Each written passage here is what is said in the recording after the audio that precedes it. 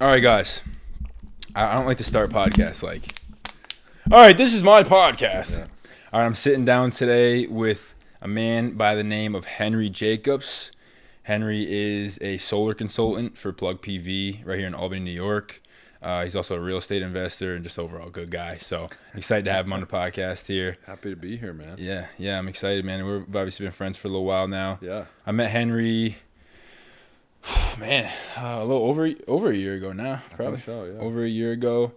I tried my hand at going door to door selling solar. I did that for about a year, and I enjoyed it. I really did enjoy it. Honestly, I did. Yeah.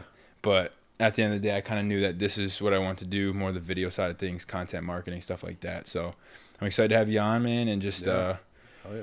I think you should just introduce yourself, what you do for a living, maybe kind of how you got there, and Yeah. I work for Plug PV, great company. One of the top installers in the state of New York for residential solar. We do commercial as well. And I ended up, I'm originally from downstate. I grew up about 30 minutes north of New York City, in a small town called Bedford Hills. And I made yeah, my do me way- a favor real quick, just move it a little closer to you. Yeah, sure. My bad. There you go. The whole thing, or what are we doing here? Yeah, just a little bit. And I just knock you off right there now. No, that's fine. So I ended up moving up here in 2018 to get a little bit further away from home.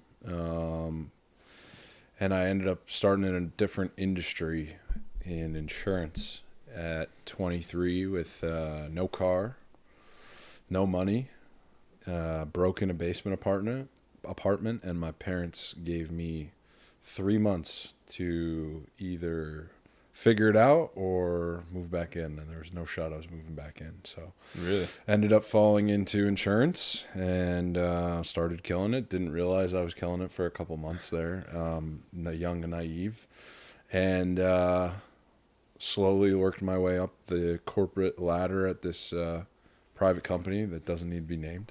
And then from there, got into my first property 3 years into that gig, and gotten into a second one, fixing that one up and prepping to buy a forever home and a third investment property. And I've been in solar now for, a year and 3 months. It's crazy. Yeah, and I have obviously a bit of a background on your story. Sure. Like you went from, making pretty decent money to then basically going door to door and knocking on people's doors, asking if they want to sit down and talk about solar. So maybe just talk about that and like, I guess the mindset it takes and like how, Yeah. are you a little psycho? Like, Absolutely. Absolutely. I think you have to be Yeah. somebody who goes door to door. Yeah. Well, that actually started, you were in Nashville at the time. You had just joined up and you got invited to go to Nashville. yeah, I got. And I had just taken like a week and a half, 2 weeks off, and I was totally burnt out. And our good friend told me to go hit the doors. And for like the first 2 hours, I thought I'd made the worst decision of my entire life. And then I just kind of was like, you know what? I'm just going to be me and just be personable on the doors and have fun with it. And once I set that first one, it was no looking back. But I think going from a team builder / recruiter / salesman in insurance to banging on somebody's door in the middle of the Capital District in New York was harrowing, if you will. It was intimidating. It was not fun for the first couple hours. And then I was just like, you know what? Fuck it. And from there, it just kind of skyrocketed. And I kind of became a big supporter of a lot of the sales guys with scheduling appointments, and didn't want to go into sales because I was doing pretty well and was, comfortable. And then from there, I got the kick in the ass that was like, no, go get into sales, and I had to get back into it. Yeah, So, let's not downplay this. I have to Yeah. let everybody know first. This dude, Henry, like he said, we were in Nashville. I get hired to the company. They're like, we're going to Nashville. We got an extra spot. I'm like, all right. I mean, a free trip to Nashville. I'm definitely, I'll go to that. which I did get invited to. You did get invited I turned to. down. You Yeah. did turn it down. That kind of speaks on you a little bit. Didn't feel like I earned it.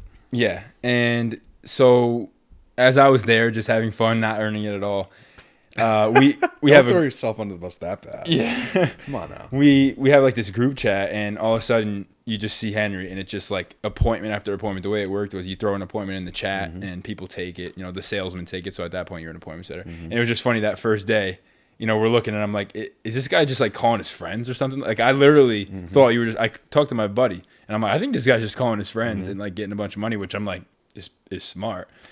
And then come to find out that you're actually just an absolute wizard on the doors. I think all I did was I got trained. What I will say is in the insurance industry, I got trained very well by somebody who's still a friend of mine today. And I just did what I was told and took what I learned in insurance and applied it to the doors. And sales training is a unique background, man. I think parents, whatever you do for a living, you parent a certain way that you've been trained in your industry. And a lot of sales just applies to everything that you do. And having that background and being trained so well for no money out of my pocket at this old company and, joining on board, I got lucky for the first couple of years to just be naive enough to do what I'm told. And then you start kind of peeling back layers and you kind of figure out, I don't want to go this way. I want to go that way. You want different things in life. But the lessons that you learn in the industry, no matter what industry it is, you can carry. And I think sales is one of the best things that people can get into to set them up for whatever it is that they're doing. For example, now that you're branching out with your marketing company, your video editing, your podcasting, I think a lot of the lessons on day to day can get transferred from what you learned in sales. I'm a little bit more reserved right now talking than I normally would be to a client. I'm like all up in energy and whatnot. Right. But I think what just clicked for me is, and you saw those appointments buzzing, is just be yourself. Like have fun, curse on the doors, show them you're a human. You know, because a lot of salesmen just kind of, first off, everybody hates salespeople for whatever reason. Them. So, I think just showing them that you're a human and having some fun and making them, if you can make them laugh, you can make them listen. That's fair. So I think the more you just try and be yourself and not try and force yourself into a mold of this ultra guru sales guy, like that's not me, Yeah. I just, hey, you want it? Great. If not, I'm out of your hair. No big deal. Yeah, that was, I obviously asked you to come, door knocking with you. And I think that was one of the things I took away from you the most is that you weren't like hung up on every scenario. It was almost like every scenario got you charged up for the next one. For sure. You were always like, like telling somebody, for example, like you knock on the guy's door and he'd be like, I don't want to hear it. You're like, screw him. He's missing out anyways. Yep. Like it's his, like, because that is the way you have to think about it, because it is true. It's like you're saving these people thousands of dollars. And if you don't want to listen, you got other problems in life at the end of the day. So 100%. Yeah. There's more fish in the sea, man. Yeah. How many different places of life can that be applied to? But I think there's also a factor of it that you might downplay is that you are a captivating speaker. We've talked about this in the past a little bit. And obviously right now it's just a podcast. You're not selling anything. You're not like trying to get anybody's attention. But that's something I took away from you. And I've spoke about in the past is that like that is a skill. And I think what you said is working 60, 70 hours a week in insurance, same script every time. You get to learn different ways to say things when the script's memorized. Sure. And then I think like what you taught me is you had a script out there knocking doors. So you knew what you were going to say and then you were able to just pivot, make it fun. Like you said, swear, relate to the guy. I think one of the times there was some, contractor type dude, and you're talking about the wood, and it's not fake or for sure disingenuine. It's like the way you say it comes off as genuine. And the other thing too is I feel like you're pretty knowledgeable. You know a lot about a lot of different things. A lot about nothing that's important, which is perfect for sales. Like literally perfect. Yeah, like some guy who mentions that he's a mover. You just bring up the moving capital of the country, which is High Point, North Carolina, the furniture capital. Yeah, you remember that, right? I do remember that. Yeah, and I was like, how did you know that? My grandfather, from what I've been told, sold furniture. So that's how I know that. I've had that, somehow I've had that pan out into my advantage 3 to 4 times in this industry. But just little stuff, man. I'm always picking up articles and stuff and learning about what's going on, keeping up to date. But I love history too, man. We've talked about that. I fall asleep to World War II documentaries at least 2 to 3 times a night. But just keeping up to date on current things, where it's kind of like a House of Cards episode and whatnot right now. But current things that are going on, whether it's culture, sports, politics, obviously athletic background with baseball and playing in college and. Just trying to keep an open mind, man. I never really know what is and isn't going to interest me. I didn't realize finance was going to be something I like so much. Yeah. I feel like the other thing too is you do have just kind of natural interest, and that I think is a big part of it. For sure. Like, I think as you get older too, you feel like you've always had that. You feel like you've always been just interested in random things like that. I think it's an acquired skill for sure. I think I was very one-dimensional with baseball growing up, and didn't focus any on learning. And I think getting into a business world and learning things about interest rates, buildings, types of roofs, solar panels, type of engines and vehicles, getting into Formula One out of nowhere, which I hated NASCAR growing up. I don't know how I've gotten into Formula One, but I just think it kind of just grew on me. I live life one day at a time. We've talked about that. And it's like your motto. That's what you always tell me. 100%. Every time I ask this guy for advice, he's like, one day at a time. Yeah, 100%. And it's kind of an acquired skill, or acquired taste, I guess, is just constantly trying to grasp different things, and just so that way I can know more. I also will say it's probably a little bit genetic. I've never met somebody who could talk to me about anything quite like my dad could. And he read the newspaper every night, the New York Times, till 11:30, 12, whether he would get home at 10, 8, 9:30, didn't matter. So I think it's a little bit inherited as well. But stuff just interests me. Yeah. I'll be trying to do something, and next thing I know, it's 30 minutes later, and I've been reading about some foreign country in Eastern Europe that has just fascinated me. I think the other thing that interests me too is that it's not all random stuff. Like, you are pretty up to date with like pop culture. Like, I always see this guy commenting on like House of Highlights or like some sports page. Like, he's into sports. He's into. That's what's impressive to me, and I think that's something I've learned from you to try to take. And you've given me that advice. Like, you have to start learning about more things. Yeah. Because there's no other way to relate to people. And the greatest example is like, you were like, say you're at somebody's house and they say, "Yeah, I'm super into gardening in the back," and I'm like, "Oh, that's cool, but anyways, XYZ." Yep.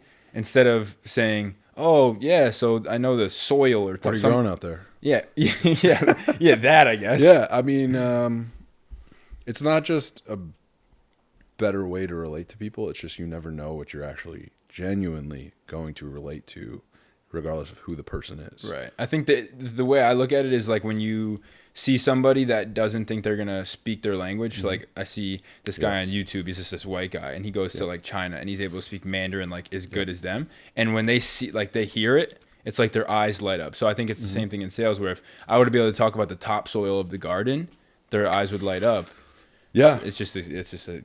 I mean, like, for me, being a Jewish kid born in New York City, like, if I wear a suit or if I wear athletic gear or whatever it is, it doesn't matter what somebody's background is. It doesn't matter what their skin color is. I'll figure out something to talk to them about.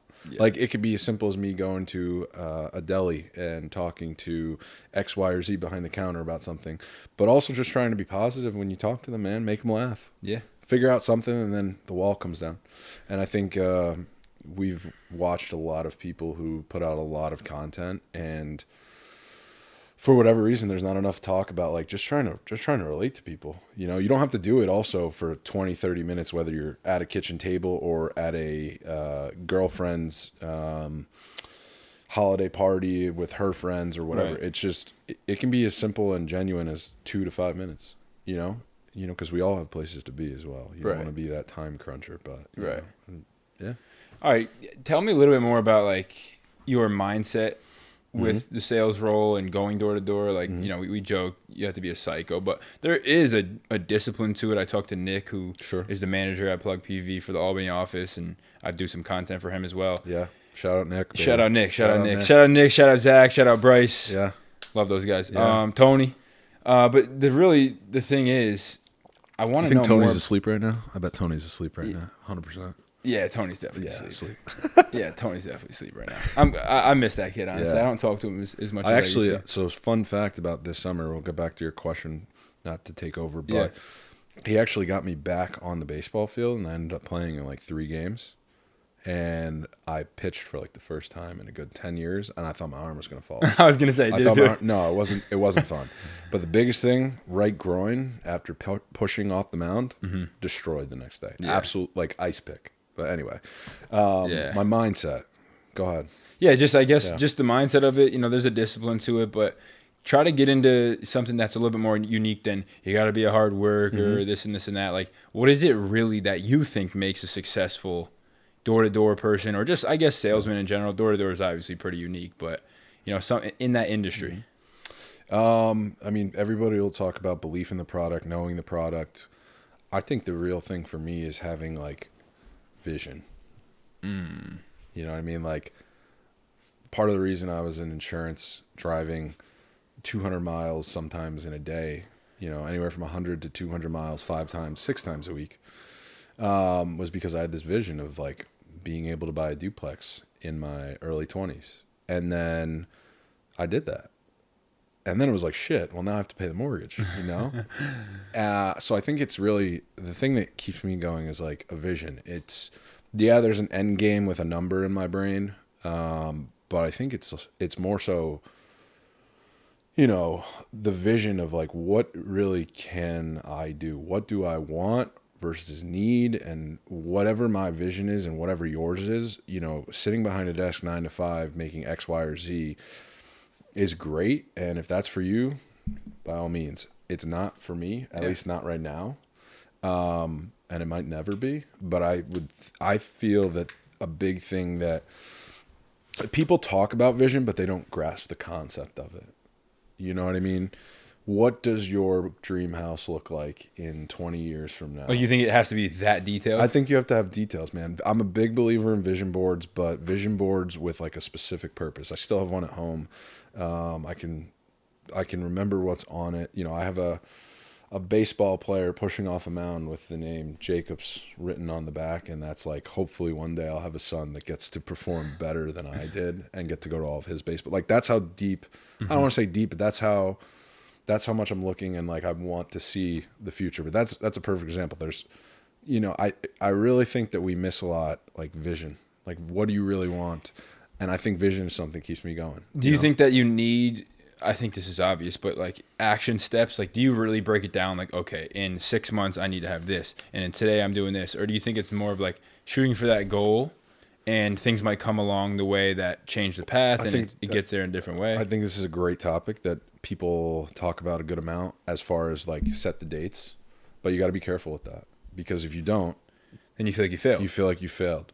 So don't put the dates on it, man. I mean, Colonel Sanders founded Kentucky Fried Chicken in his 70s. Yeah, that I've thought about that before. I mean? They said, like, 60s, whatever the number is. Yeah. So I think, like, short-term goals, absolutely. Put a number on it, put a time on it. If I'm trying to get to this amount of income or this amount of people helped in 2 months, obsess about that. But, like, big things, you know, there's a very small 1% of people who are talented enough to take skills and turn them into visions that are grand. You know, the Jake Pauls, the Logan Pauls of the world. And even they grind. You don't see it. No, yeah. People hate on guys like that, and I can't stand that because, of course. Haters everywhere, man. Even me and you at one point, we've hated on somebody. Yeah, yeah. Everybody hates on everybody. Yeah. But I think with those types of guys, it's interesting because they almost do that stuff on purpose. They almost make you hate them. Or they're so polarizing on purpose that they have a large fan base in one sense. It's almost like politics, you know? Yeah, and I think to get back to your question about, you know, the time limit, I think, like, you know, I had a goal of buying one in 2 years, and I bought it. It took me into my in between my third and fourth year of my professional life and to actually finally sign the contract, get everything approved, closed in 22. So, like, got the vision at the beginning of 2019 with a goal to do it at some point in 2021, was ready to do it. And then the best thing that happened was it took me 11 months to find the place because for whatever reason, you know, higher power, God, whatever you want to call it. I don't know. You know, I'm not super into the God factor, but, like, in looking back on it now, 3 years later, of, like, when I was really starting to start shopping or when I was really starting to shop around, I wasn't ready. And certain things need to be ironed out. So the 11 months kind of just worked perfectly for me to feel more secure about buying something, putting myself in debt, being able to handle a mortgage, the responsibility of it, renting out to a tenant downstairs. I got very lucky. Shout out to my first tenant. But shout out not to your second tenant. Third. Third tenant. Third tenant. Said yeah. it. Shout out, yeah. Can I say it? Yeah, you can. Yeah, This guy just had to evict somebody that first. was pretty wild. First eviction. That was pretty wild. First. don't really want to do it again. Yeah. But iron stomach, man, it's tough. But Yeah, I've talked to other people that have been older. Some of my father's friends that say, you know, obviously having duplexes, owning properties is awesome, but the eviction process is just for some people it's like just not even worth it. Yeah, man, a lot of money lost the last couple months, but not really lost. I couldn't do anything about it. Well, I guess what I was trying to say about your question with, you know, sales and my mindset, things are going to kind of work out the way they work out. And I think you got to control the things you can and try I struggle with it. We all struggle with it. Try to let the things you can't be what they're going to be, whether it's personal, business, it doesn't really matter. You have to control the things you can. But to get back to your eviction question, I mean, man, it was not pretty. I don't know how much I should speak on it. Obviously, no names and whatnot, but right. It was a big learning process, man. Yeah, what did you learn? Maybe not the actual eviction process that's kind of played out, but what did you learn from it? It's a fine line, man, because at one hand you're kind of you're protective of your building, and albeit you're not trying to be a slumlord, it's an investment. It's just like putting money into the S&P 500. You want it to grow, you want it to grow, you want it to grow, but there's hiccups and there's bumps along the road, man. So I think the thing I learned from it, oh man, patience for sure. I mean, from the top. I mean, I've texted you about it. I don't know if I kind of learned that the importance of not necessarily understanding the legal system, but the importance of having somebody by your side who does. Right. Also setting yourself up with a good mentor who's going to keep you level-headed. I have a real estate mentor as well. But you pay him? I do not. He's a personal friend as well. Okay. I do business with him contracting things for me as far as fixes. I don't pay him like a monthly fee or anything like that. But that's a pretty nice mentor. Yeah, I know. Right now we're on the step of, we've already gotten a new tenant scheduled. We're getting them to sign the lease for the second place. We already have one. We've had one downstairs. Person is great. And we're in the process of fixing and preparing to refinance to pull out the equity, put it on a third one. But I think the biggest thing that the eviction process learned me is screen your goddamn tenants better. Yeah. You know, what do you think? How do you do that? Like social media, call around? No, so you can get apps set up that will allow you to check credit, run background checks, and actually you can get a former landlord, or, you know, similar to job application recommendation as far as like their prior landlord. Unfortunately, I think they put somebody who wasn't their actual landlord, you know. It's not that hard to get around that. Yeah. I think I learned that people play the system. But also like there's only a certain time that you can do that. Right. It was a very valuable learning experience. But I think other things I learned were you know, I still kept the property up even though this person wasn't paying. I didn't get hostile about it.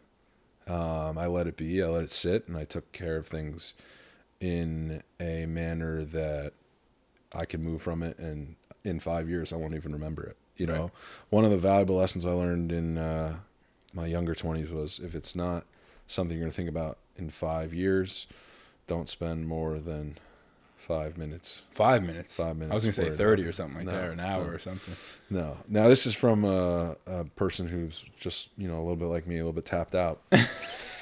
But that being said,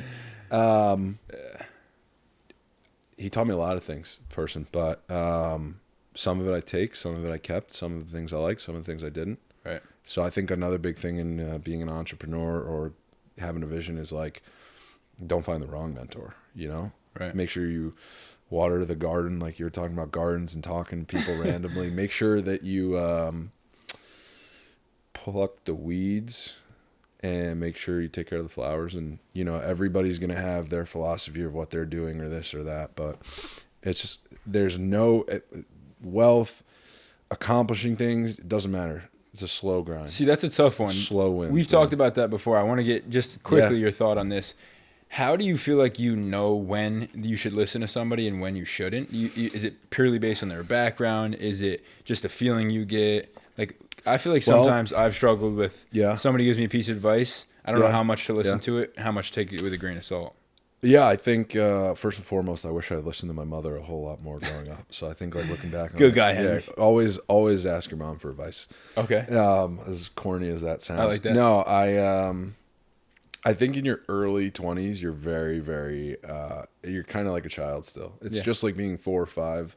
Your parents leave you with that long-lasting impact, and you can get caught up with whoever you view, and you're going to kind of have to rock with it because that's all you'll know. But if you're really trying to do something, stick with it because eventually it's going to work out. But then I think as you branch out, as you mature, you're your best judge of character for what you believe in as you mold more ideas, more values. And I've made thousands of mistakes, but that I won't get to take back. But that's how I feel like success happens, right? You have to do that. I feel like the people that never are successful are the people that just are scared to make the decisions. Not necessarily scared to make the decisions. I've definitely been impeded on my journey for sure with being frozen at taking right or left decisions.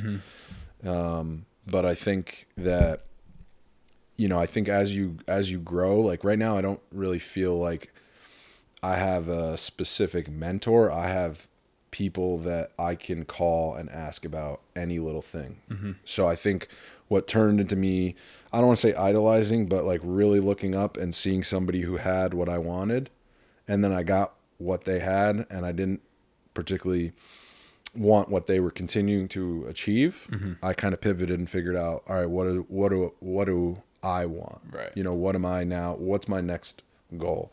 And then Lindsay came along, and shout out to Lindsay. But I think just to figure out what your mentor is, man. When you're young, when you're in your 20s, when you're trying to do big things, like there's a lot of instant gratification issues that people have, man. And shit doesn't happen overnight for most people. And that's kind of what I was talking about with like the 1%ers that are out there. And even with them, it didn't happen overnight. But they get the clout, they get all that stuff. And you got to be careful with the clout, obviously. Which, albeit we don't have a lot of clout. No, we don't have any clout. No, we don't have any clout at all. I don't know if we're trying to create clout. I think we're just trying to get our vibe out there, man. Yeah, I think there's certain people. I had a conversation with my brother the other day, and I talked to him about making content, making podcasts, putting yourself out there. I've made a considered effort within like literally the last week to just post stories of myself, be on social media as much as possible, because I think for one, as morbid as it sounds, if I die tomorrow, I at least want people to be like, this is what he thought. Sure. Whether that's selfish or not. God, imagine being in the 1600s, it's coming back now. Yeah, I think it'd be cool if, in like 100, 200, 300 years, people get to see what I thought. Will it matter? Not really. I just think it's a cool idea. And then secondly, I think obviously everybody knows, attention is the new currency. We all, we're all in a spot where we're always on our phones. The people that pull the most views make the most money. And unfortunately, it's a lot of the times just degenerate people that are, spewing just hedonistic stuff online. It's just not good stuff. Yeah, I find myself scrolling way more than I even realize. Yeah, right. I find myself scrolling way more. If you could have somebody like be your scrolling coach or your scrolling, like they monitor you would probably be so surprised. I think when you look at screen time, it's pretty sickening. It's definitely sickening. 100%. But then again, I think there's such a dichotomy when it comes to social media and the internet, is because if your screen time is 16 hours and the whole time is you just watching YouTube videos on finance, real estate, like there is education out there. One thing for sure. I mean, I find myself scrolling and a ton of screen time, but a lot of it's searching for the history of X or Y or Z or, like I said, the random country in Eastern Europe. I agree. One thing my brother said to me one time is there's entertainment online and there's education. You can pick one. You can people like to be entertained. Yeah, you can be. It's because it's easy. You can be the dullest, most boring person in the world just because you're just always entertained by the next thing, which I think we all fall victim to because it's so hard and addicting. But then on the other side, if you really just commit to it and search for education, you can obviously find that. One thing I've learned within the last, I would say literally few months, is the thing that works for me the best is I have to beeline towards whatever it is I want to do. So like, for example, if I get in the car and before I got in the car, I told myself, I'm going to listen to this audiobook or I'm going to put this course on. I literally can't think of anything else besides getting to that course and putting it on. I can't answer a text. I can't go check my Instagram notifications, because then that's how social media gets you. That's like why they make millions of dollars, is because they show you exactly what you want to see. Yeah, Like for sure. It's almost scary to a point. So I want got my algorithm, man. It's crazy. And people always say, "Oh, my algorithm sucks." Like it's all negative stuff. I'm like, you realize you're just a negative person, and they feed you exactly what you want to see. So I wanted to ask you this. You're a little bit different in how you view social media. Obviously, you've talked in the past. I want to get a little bit of your view on social media, and give me like a 3-prong answer. I want, what you thought about it maybe 5 years ago, what you think about it now, and then what you're going to think about it in the future. Because I think you've maybe come a little bit of some way in terms of putting yourself online, whether you're actually wanting to or not. This is going on YouTube, so at the very least, you'd be on YouTube, one time talking. So maybe just give me a little bit of background on your thoughts on that and where you see it going. I like my anonymity, man. But what's up, guys? We've talked about that. I think 5 years ago, actually, at one point, I think in 2018, I had something close to like 2,000, 2,500 followers. I actually deleted my Instagram, restarted it up in 2019, and for a while there, didn't want anything really to do with it. Wanted to kind of just focus on the present. And I think that's always an option if you need to take a break. I think now my thought process on it is love it or hate it, disagree or agree with it. The internet is the quickest way for somebody to find out how you can help them, whether you're legit or not. I heard one gentleman who runs a business down in the city basically say, if they Google you and nothing comes up, you're a nobody, which is it's not fully true. No, definitely not. Absolutely, we're all living flesh and blood, man. There's a lot of people out there that are in the shadows that control a lot of stuff. But 100%, I know what they're saying. I mean, we don't have to get into the shadows. But damn. So I think now I understand. Social media, it really is a currency somewhat, but I think you can just kind of take it like how you take life, be positive. What I don't like about social media now is I feel like everybody only shows positive. I want to see the scars. I want to see what you had to do to get to this shining, gleaming, glitzy glamour of your fucking 500,000 whatever thousand followers you have. I want the battle scars, man. Okay. And I feel like we all have them. Some people do share them, so let me not say that everybody's just putting out positive, but I feel like there's a toxic positivity in the social media sphere. I kind of agree with that a little bit. And sometimes in business too. Yeah. When it's like for somebody who I wouldn't say is negative, but who obsesses about trying to hit day in and day out goals, or trying to, like, I look in the solar industry, it's a game. All right, if I've got 3 appointments, 2 of them no show, 1 of them sits down and it's a dud of an appointment, I've got to figure out a way to get 2, 3, 4 more appointments for the coming days, or otherwise it's a failure of a day. And if I let enough dominoes fall towards the failure way, that's when I start to get a little bit, I don't want to say negative, but like obsessive. And then that sort of closes in on me. And then it's a positive thing for But you. eventually, if you just keep going, the positive dominoes fall. So will you say that negativity leads to positivity because you're then putting that pressure on yourself to make it happen?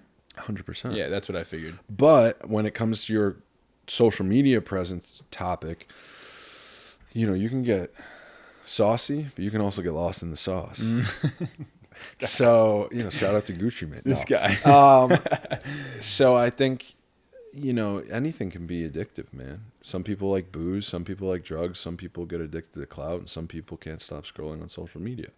So I think just treat it with respect, and life is pretty good in moderate doses of everything as opposed to obsessive. And I could 100% apply that to work. So let me not be hypocritical and not also say that, like, at times I'm definitely too focused on that. But I think different people would disagree with me and say social media is one of the best things that ever happened. As far as where I think it'll be in the future, man, 5 years ago, Instagram was it. And, TikTok came roaring around a couple of years ago. And I've never had TikTok.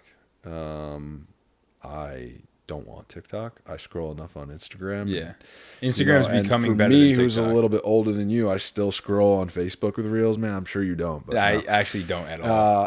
I really no. don't at all. And who knows what it will be. And Snapchat was a big thing in my college days. It's dwindled down. Yeah. So I think I don't know. I have like $1 million ideas. I might not need to. No, I think your guess is as good as mine, man. But I think Instagram, I think social media is going to be a continuing presence. But it's just one day at a time, like I said, man. I think one day at a time. I think what you said was correct, but I also think that the content that does the best, like what you said, is somewhat of the negative content. So, for example, for me being in social media, like the hooks of videos, when somebody has a negative hook, it's like, don't do this if you want to blah, blah, blah. Sure. Don't do this if you want to make money doing solar. For sure. Like that's like negative turning into a positive. Here's one other thing I found in New York, or I found a business. I don't care what state you're doing well in my opinion. If you do something in New York, it doesn't matter where in New York, we're a different kind of breed. If you show me you did something in New York, I'll tip my cap to Like you. even in Albany? 100%. Yeah. It's not that much drastic than downstate. Now they're different breed. I also background. I'm from down there. We and Plug PV have a South team office. I've been now to Florida this year, which is a lot of New Yorkers. I've been to Arizona this year. I've been to Texas, not on business, but personal. And I think that for whatever reason, maybe I'm talking out of my rear end, but if you're doing something in New York, you're doing something big. It doesn't matter where. It's different. It's just a different type of people, man. Like It's the Frank Sinatra, baby. And I think that, the South moves different. I think if you make it in Florida, you can make it anywhere too. I think You think Floridians so? are a little tapped. No state income tax. It's not that bad. Yeah, sure. It's not that bad. That's why my brother moved down there. But yeah, no, I think for kids like us or young men like us, man, it's tough to make it in New York. I just got off the phone. I spoke with my cousin for an hour. You're moving to Hoboken, we know, which Yeah, shout out to you. 3 weeks, baby. Shout out to you. Crazy. I'm going to have to visit. Yo, We'll get 3 my weeks. buddy Awo down there and ends. But I just talked to my cousin last night. He lives right by the Fashion Institute of Technology. Or 2 nights ago, I talked to him, and he pays with his girlfriend $5,000 a month to live in 2-bed? in a 1-bedroom. Oh my god. I believe a 1-bedroom. So you're telling me you're spending, let me see if my math adds up, $60,000 a year in rent at 26, 25 maybe. So yeah, I think it's a little different down there. That being said, the juice is worth the squeeze. That's why they make more down there. But right, yeah. No, that was it. And what I wanted to do is ask you a question. Sure. In terms of social media now, if you could give me advice on making content, because I always like to ask this question to everybody, what type of content would you want to see me making with my company, my personal page, obviously? Like, what do you think would be the best? I've seen some people interview or give back to the homeless for like the likes. I would love to see you not give a homeless person a single thing. Just go up to them and ask them about how they got into the position they're in. I love learning about, maybe somebody who's going through it who could just express what they're going through. Maybe you do them a much bigger favor than you even realized. So I'd love to see some interviews from like, interviewing a homeless person. I'll be in New York City, so I can definitely find a few down there. Yeah, I mean, I give you credit, man. This gig is not easy, and it's not easy to put yourself out there, but it's not easy to put yourself out there on the internet where you can either have nobody watching or you can have everybody watching. Yeah. 2 totally different levels of trying to get stuff out there and also dealing with the rejection on one hand and the criticism on the other. Yeah. So yeah, I mean, I have nothing but the utmost respect, but from your question of what I like to see from you, just keep it authentic. Don't get trapped into the hype.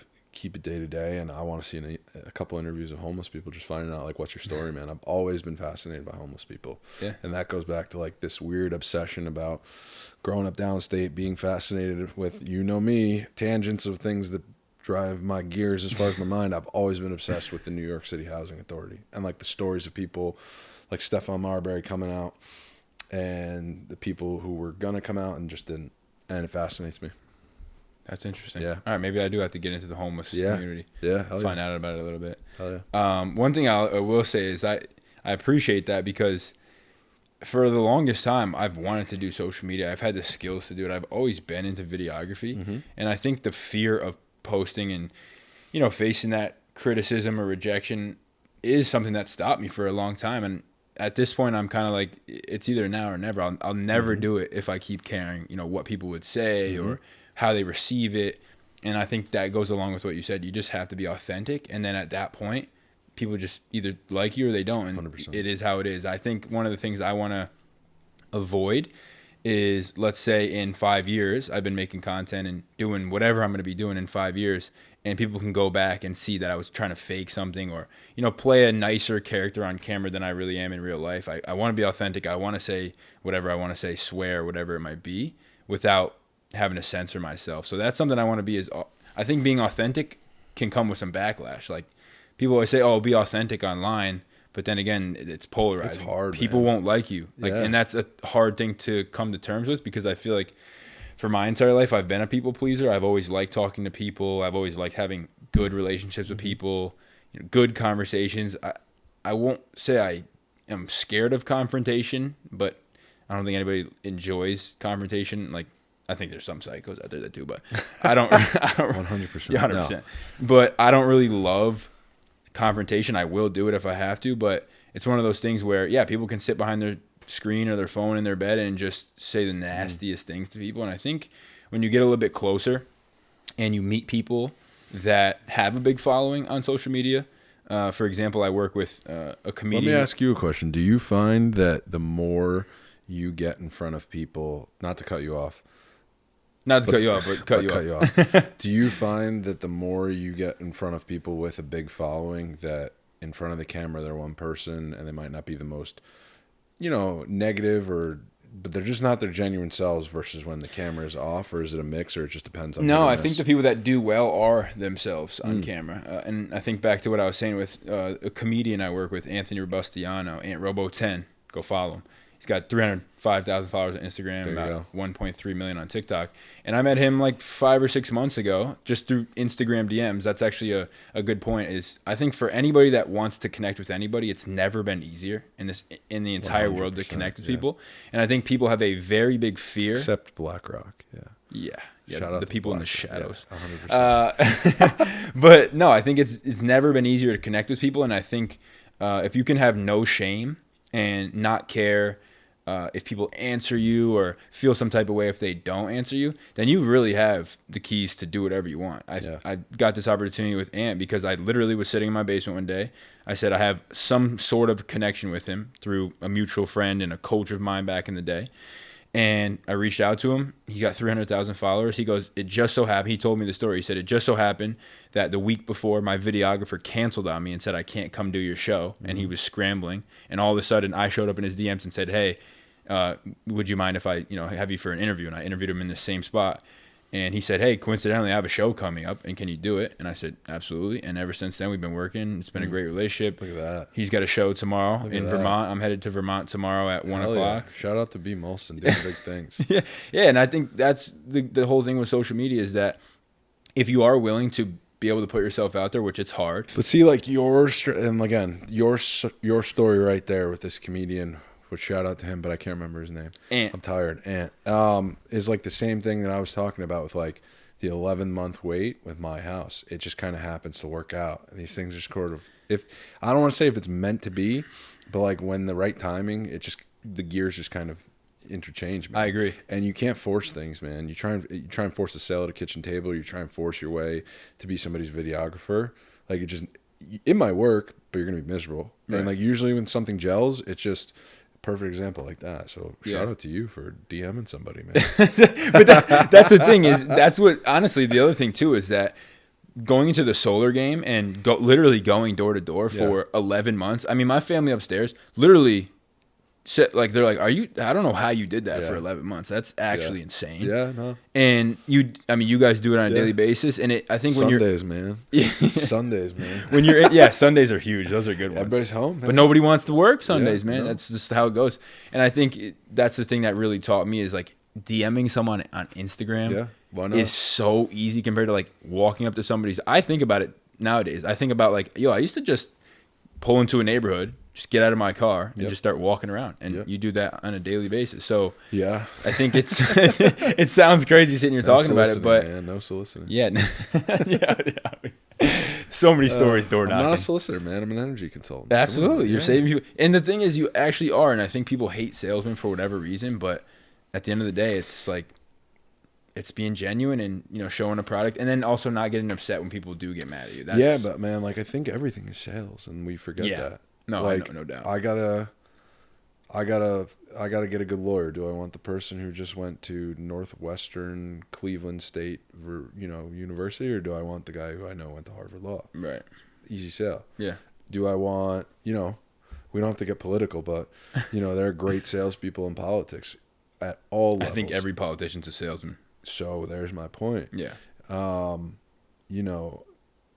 many you go to a high end restaurant, you tell me they don't try and sell you on the specials or Everything. the dessert. Like I just went to 15 Church up in Saratoga. Great filet mignon. I highly recommend. But tried to sell the dessert and he almost had us. But I was like, nope, I'm good. And he pushed and I was like, no, you almost had me there, but I'm all right. And then he didn't like that I said that, but he's like, it's just my job, man. I was like, I know. Yeah. But like even if something as simple as that, parenting, you got to sell your children on it's bedtime, man. Hey, we're going to go up and read a book. We're going to watch some TV, whatever. You got to, but when you try and sell and it's not genuine, whether it's parenting, whether it's being a spouse, always comes back to bite you or never goes your way. Yeah. You know what I mean? I totally agree. And I think for me, in my industry, a lot of videographers are really good at making videos. They're really creative. They've been doing it for a really long time and they just can't sell it. And it's a problem. It's like a real problem. And that's half of the reason, maybe 70% of the reason why I started knocking doors and going into sales is because I've listened to any good salesman that ever was successful. Is like I started out by knocking doors, and it would just so happen that coincidentally I got a door knocking job. I think that was the last thing I ever thought I was gonna do. The quick story behind that is I was just selling a bunch of stuff right out of college to try to make any money, just laptops and keyboards and mouses and couches, and I sold a laptop to my guy Taj. Taj, if you're out there, I love you, bro. Miss you. Dude, Taj is a good guy. Shout out to the you knew site Taj, tech. right? Shout out to the site tech that fell through. Taj, his clients, Taj had a tough first sale. Yeah, man. Site tech falls through the roof on the inspection. That's a whole different tough. story. Yeah, we don't But- have to get into that. So he essentially sold me on going door to door. He's like, I'm from the city. I go to UAlbany. And I was like, yeah, you know what? I'll try it out. And that's something that I'm proud to say that I'm good at is I am really open to just trying a bunch of new things because Yeah. I know that if you never try anything, it's as cliche as possible. You'll just never figure out what you like and never get better at anything. So I think when it comes to videography stuff, I'm good at that. I always knew I was good at that. And to be transparent and candid for anybody out there that wants to make content, yeah, sure, go record your first podcast and put it out there. I think you should just not care. But to be candid, I recorded content by myself in my basement, outside, in college, making vlogs, and never posted a single thing for a really long time. And I think something that people might need to do is, go film yourself, see how it looks, edit it up, and then go adjust and So what do you make a think? change. What do you think out of the insecurity or the confrontation or disagreement with people's opinions? What do you think was more difficult for you to get over? Insecurity. Yeah. Not even 100%. close. I mean, it's not even close. I don't, Yeah. because at this point, I feel like I think everybody will always be somewhat insecure. That shit can fuck you up for Life, dude. And I don't Life. feel like I have a reason to be insecure. I think, when people on the outside talk to you about, what you're doing and they speak so positively to you about you, you're like, why don't I think that? And I think a quote that I heard one time that literally changed my life is this guy once said, I think it was Shia LaBeouf or something, but The quote was, Just do it. no, no, not that one. I think it was Matthew McConaughey, actually. I don't know who it was. The best quote I ever heard was, if I talk to my friends like I talk to myself, I would have no friends. And I was like, wow. You know, because I think you can subconsciously, Yeah, 100%. you can subconsciously say these things to yourself, and you don't think they really mean anything because it just falls on deaf ears. But your subconscious takes that in every time. And I think the power of positive speaking to yourself, while also being hard on yourself at the same time, is a fine line to walk. But that's something I've definitely tried to, you know, practice more and more recently. And I have a sales coach that I work with right now, and that's something that he really, really harps on and thinks that I should definitely get better at, is that you have to speak more positively yourself. Things will happen if you do manifest them, obviously if you put the work in as well. Yeah, So for sure. that was the biggest thing for me with content, was getting over the insecurity of just being on camera and seeing yourself, having that security and being like, you know what, this is just who I am at the end of the day. I think something for me was my red hair was always my biggest insecurity growing up. You get called a ginger, you know, your pale skin, all this other stuff. And it's like, at this point, it's funny. Like, it's... I definitely said a couple things. It's funny. Yeah, for sure. It's still funny. For sure. But I think really just sitting there and accepting, like, well, I can't change who I am. Why would I ever, you know, be insecure about that? Everybody's going to be insecure about something. So I think with content, the more you can put yourself out there, the more confidence you have, the more people build you up, and your friends, you know, have your back. Yeah. You're not really going to care about the hate comments. And I think when you get hate, ironically, that's when you start to do the best, because people are just hating because they wish they were where you were at. So that's been something for sure that's helped me back. See, that brings me to my next point, is like, you can also be your biggest hater, because like if you're just going about your business, you know, hitting your vision and stuff, you just keep that stuff in the back of your mind, that hate, but like from the past. And you got to learn also how to put it to the side when you're not trying to accomplish. Like, I love the negative past.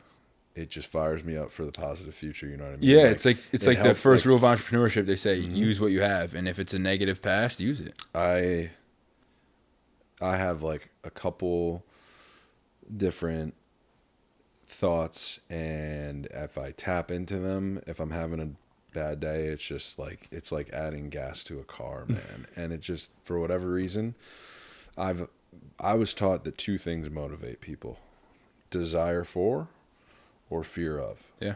And for me, in the early 20 stages, it was like fear of not having money, fear of not getting something done, fear of not hitting a quota in a week or whatever.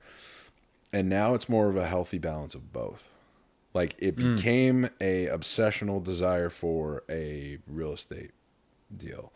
It became, it transitioned from a fear of not being able to, you know, live up to X, Y, or Z's expectations. I keep saying X, Y, or Z. I don't know. ABC. And then I think now it's a combination of both. Like, you know, I know how to tap into both now. And that, for me, has been, I don't want to say a game changer, but valuable for me to also keep it into perspective of when there's a bad day, you're going to have a couple bad days. You know, but like, the difference, we haven't even gotten into this, between insurance and solar is you might, if you run 15 appointments in a week in solar, that's like a ridiculous week. Crazy. I was running 28 appointments, 7 a day, 4 times a week. And how long do they take? It's anywhere from an hour and 15 to an hour and 30 minutes. So it's like your full day right there. Oh, yeah. It's just appointments. I mean, 2 o'clock, starting the last one at 9 o'clock. Start at 2, start the last one at 9. Finish the last one starting at 9. Or excuse me, start the first one at 2 and then start the last one at 9. And that was Tuesday, Wednesday, Friday, and then Saturday you would work starting your first one at 8, starting your last one at 3. So there would be, and you know, if I had a sporadic one, if I could get somebody in at like 4 or 5 as like a backup if something didn't go away. But I was always, you know, at first you're just kind of doing things in sales based off of enthusiasm, and then you sort of start to listen to what people say, and you sort of start to pick out, like, this is going to be a good one, this is going to be a bad one. When you would knock on a door, you know exactly what I'm talking about. And when you're first doing that, when I was first doing that in insurance, it's just, you're just trying to get everything on. You're trying to get everything on. You have no idea. You have anxiety. Am I going to make money? Am I going to do this? What am I? And then you kind of, you go along and you're like, all right, like, is everybody else not as good as me? Or am I just pretty decent at this, and then it's like, all right, no, I'm good at this, and then it's like, wow, I'm really good at this. And then there are other days where it's like I just learned something that somebody else came up with as a system and applied it. And you have to balance those emotions, man. But like fear of and desire for ties into what the vision is. Let me ask you this: tie the vision what do you think the for somebody out there that's like, I want to be successful, and you're a very successful guy at this point, I appreciate that. 20, what are you, 28 now? 28, 28? yeah. When are you be 29? November. So this guy's almost 29. Yeah, wow. Wow, that's crazy. Anyways. Crazy. My back, dude, back at the gym, back is starting to hurt, man. Yeah. I give you some. Deadlifting. Dude, why do you deadlift? I stopped since. Yeah, deadlifting but first time I deadlift, I was like, being an athlete and whatnot, I could lift some pretty decent weight. I'm not going to sit here and tell you I was an SEC football player by any means. I am undefeated on the leg press. Yeah, fun fact. 6 plates? No. 7? No. 8? No. 9? Yeah. 9 on each side? Yep. How much is that? It's like 840, 850. Stupid. You can fact check me on that at Albany Strength. All right. We can go. But I was going for a deadlift. I was 1 rep maxing after getting a couple sets in. And like I just felt this it wasn't like a sharp pain, it was like a sharp tweak. And I like moved around and I was fine, and then it ached for like a day or so, and then it kind of went away, and I went back and did some squats a couple days later and whatnot. I was fine, and then it's been okay since. But, I feel like if you want to deadlift, the only reason you should deadlift is if you want to get better at deadlifting. Like I feel like there's no reason to do it. So I'm trying to implement more. You like squatting at least? Yeah. Squat. I mean, if everybody should squat. I gotta move the weight. We have to move the weight so far though. We're so tall. That's the other thing. I always like when I was in college and we do a 1,000-pound club. I could never make it because these little dudes, like my guy Cam Powers, shout out Cam Powers, he's just repping, and I'm like, I'm 6'4", man. Give me a break. Yeah, like I can't squat all that. Time, well, let's not put down short kings out here. Shout out to the short kings. Yeah, I mean, love them. Shout out to the short kings. My guy Cam. Anyway, yeah. But let me ask you this: for somebody out there that's wanting to be successful and they're willing to grind, they want to go through it. What do you think the healthy balance of it is? Do you think there's periods in your life where you have to just be unbalanced and go crazy? Do you think it's better to always be balanced? Like, give me your thoughts on that, especially maybe nowadays, too. I think inflation's getting worse. And I think that the 9-to-5 is getting more miserable.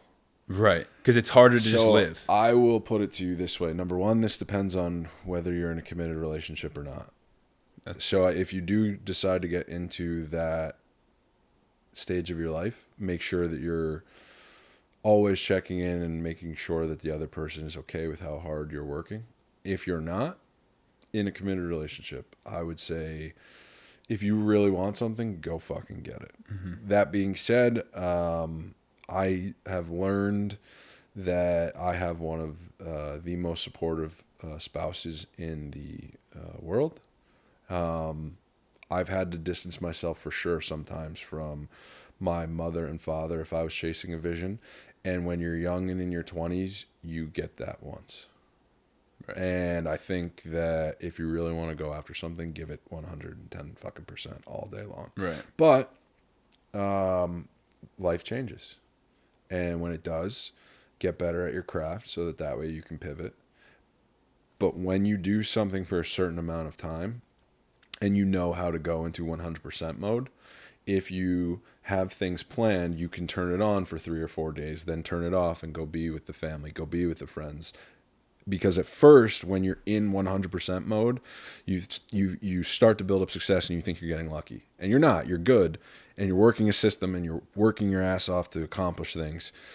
And then when you get the skill that you can bounce back to it, plan something, go do something, take a break. So I think it's case by case. But for me, if I'm really chasing something, I have to set the boundary, or I have to set the expectation where it's like, for example, I have a trip coming up for a weekend, next weekend. So the last 3 or 4 weeks, I've just been going hard, out until 8 o'clock every night. And I have a week off in August where I'm going up to Banff, which I'm very excited about, and Vancouver.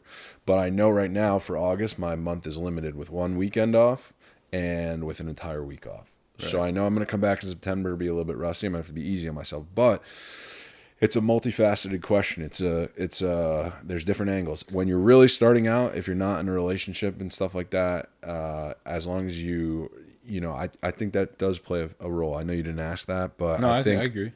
I think when you're really trying to go after something, you have to give it 100%. Yeah. And then as your responsibilities and commitments change, you have to be able to know that you always have 100% go mode in the back pocket from doing it long enough and be able to turn it on when you need to. As far as it also depends on how big your vision is. Right. It also depends on what chips you've put closer towards yourself at the table where okay, I don't have to go this hard.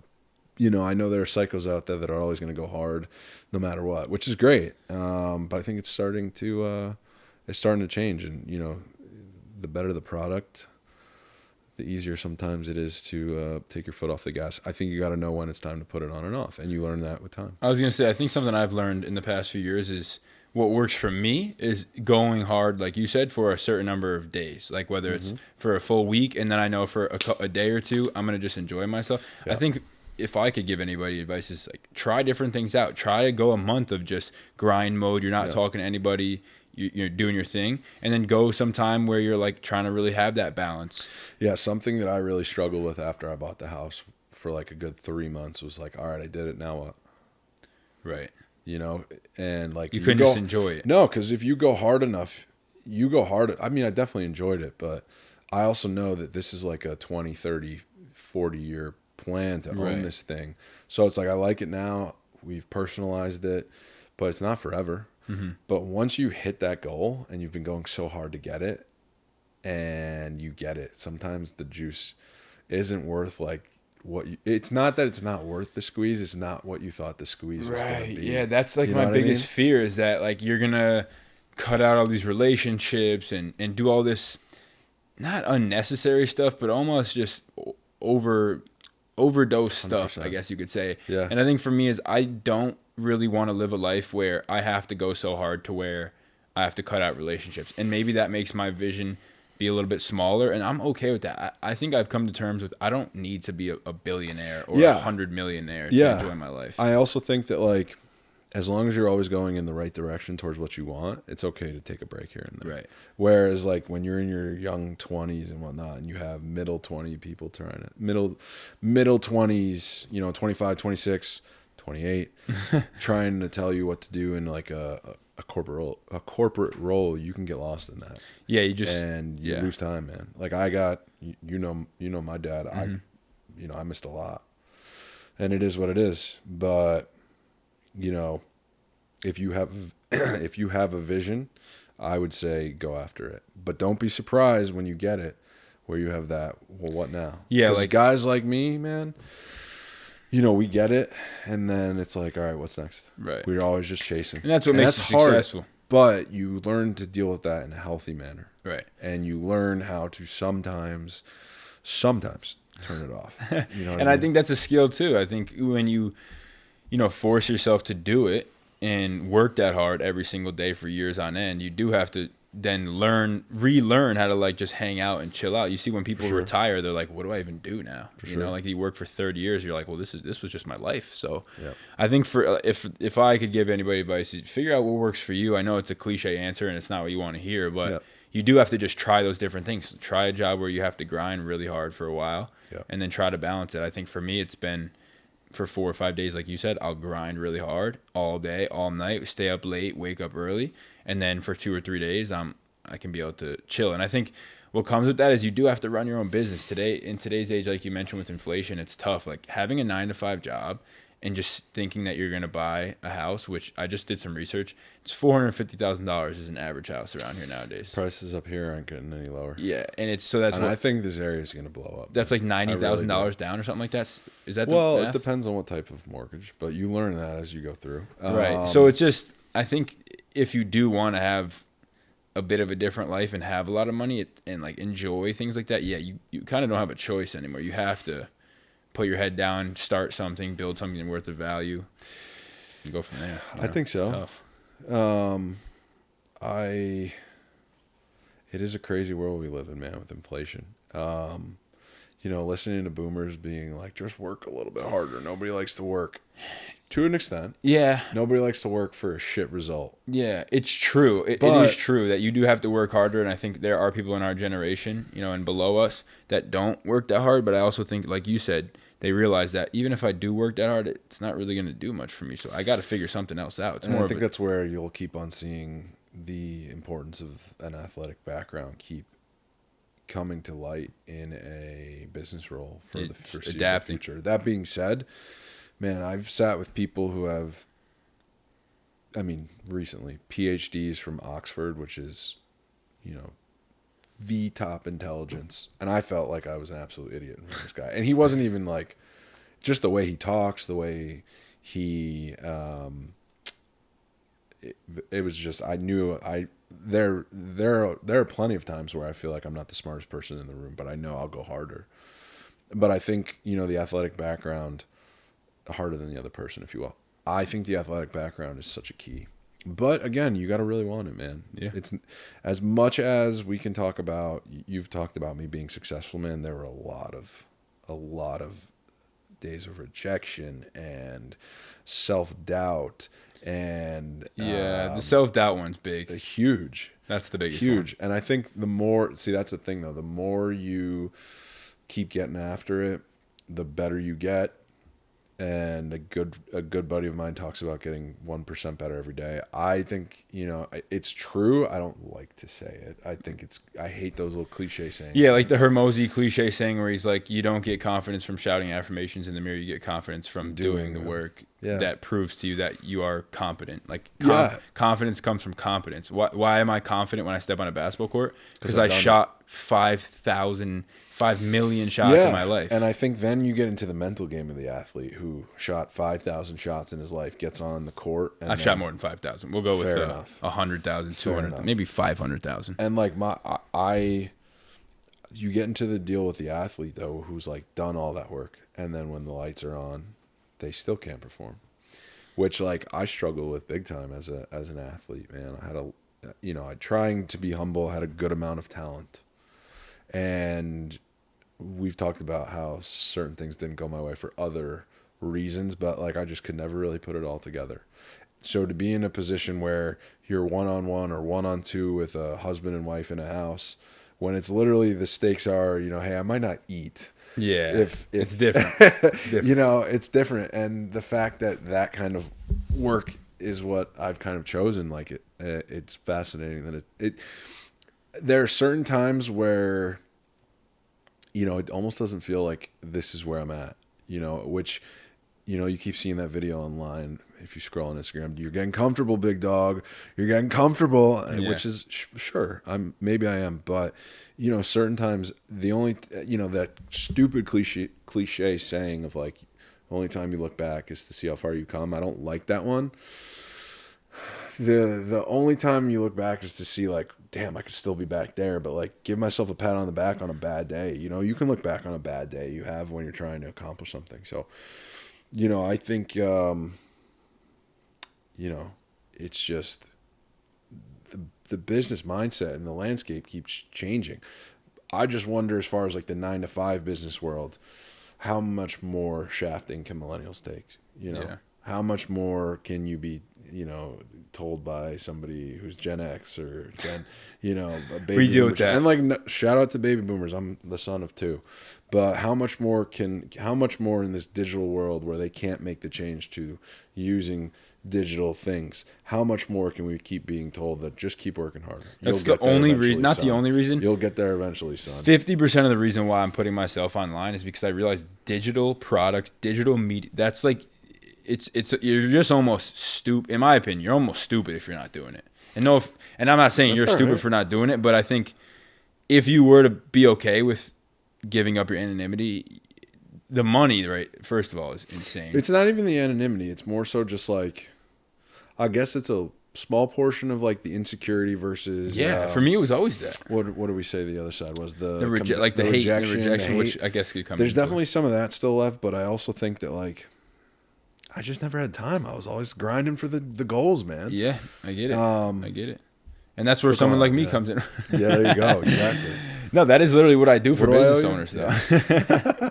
That is literally what I do for business owners, though, is I take people that are already successful in their field and make them more successful by putting their products, their thoughts, their coaching, their services online, because that's how you reach more people. I can talk to somebody in California right now on my phone, and we always talk. I talk to, people in the generation above us, a couple generations above us. They're like, we just never had that opportunity. I went to high school here. I thought I was going to get my job in my hometown, and I lived there for the next 40 years, and I had kids, and that was it. Nowadays, we get to see everything, to obviously our detriment at certain times. But For sure. at the There's end of the a lot day, of shit out there that yeah. we don't need to. We don't have. No, any we don't business seeing, and we see. Yeah, but I think on the other hand, and if you think about the positive side, is your eyes are open to the possibilities. Like, I don't think many Moving to Abu Dhabi. Yeah, why not? Yeah, why Dubai. not? Hell It's possible. I think you have to see somebody else do it first, and then you really feel like it's real. But yeah, social media has just changed the world forever, and I think for anybody that is their own business, I think you don't have to put yourself online. I just think there's no way it could hurt, in my opinion. Yeah. Unless No, I you're get just sleazing people over and you're gonna get caught by the government. But, Yeah, I mean, yeah, it's a good point. yeah. Shout out to the IRS, man. No, No, not it's a shout good out to the point. IRS. No, not shout out to the IRS. You have any final thoughts for us? Do I have any final thoughts? We're Anything done you already, want to say to the viewers? Yeah, man. Keep the vision tight, man. Share it when it's time to share it. Keep it tight to the vest and keep grinding for it. And take everything one day at a time, 1 minute at a time. If it gets down to that level where you need to grind, just be you, man. Just be you, one day at a time. I like that. Well, I appreciate you, man. Appreciate you coming on. Thanks for having me. Probably do it again eventually, but For sure. all right, bro. All right.